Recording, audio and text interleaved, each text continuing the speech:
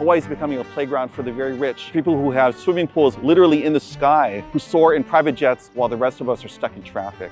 Welcome to Kalihi Valley. My name is Ikaika Hussey. I'm the new legislator representing this district, which is House District 29. I'm very proud to be a legislator. The House of Representatives was actually established not in 1959, but way back in 1841 under Kamehameha III. And it's one of those pieces of the kingdom which has survived such a long time, 184 years. Kalihi is not one of those towns that you'll see in tourism pamphlets or hear talked about in fancy speeches. It's a town full of working families, hotel workers, nurses, firefighters, construction workers, caregivers. We're the people that really make Hawaii happen. And it's a place, like many places across our Pai'aina, across the archipelago, which is full of good people who are working really hard and are taking care of each other. And you know, Kalihi is one of those places that voted with Trump in the US presidential election, and they also elected me. And I'm a progressive Democrat. And what unites, I think, our voters is a desire for change. A lot of our people really have not felt the benefits of the last 30 or 40 years of economic growth. We want change that really lifts up our boats, not just the yachts. That's why I'm here today, is to really fight for working people in our community. Kalihi is a great example of the state. We have local people working too hard for too little, taking care of loved ones young and old, being forced to consider whether Hawaii is really someplace that we can live in. For generations, we have given our lives to this place, built businesses, raised children, buried our elders, and yet many of us can no longer afford to be here. Hawaii is becoming a playground for the very rich, people who have swimming pools literally in the sky, who soar in private jets while the rest of us are stuck in traffic. These billionaires, they own the websites and the apps that we all use. They buy whole islands while not paying their fair share of basic things like conveyance taxes. I don't think it's about Republicans or Democrats, the right versus the left, Haole versus local. I believe that the critical question is, who is Hawaii for? Is Hawaii for the rich or the rest of us? Is Hawaii for the billionaires who buy islands and build underground climate bunkers? Or is it for those who actually build our communities and are going to be dealing with the impacts of the climate crisis? This week, a new United States president was inaugurated, and the billionaires who own tens of thousands of acres of our Hawaiian lands were sitting right there in the front row. It struck me as a very familiar image. It reminds me of our own history with the Big Five, of dealing with oligarchy. We actually have a lot of experience with how to deal with this phenomenon. We know how to build unions. We know how to go on strike. We know how to vote.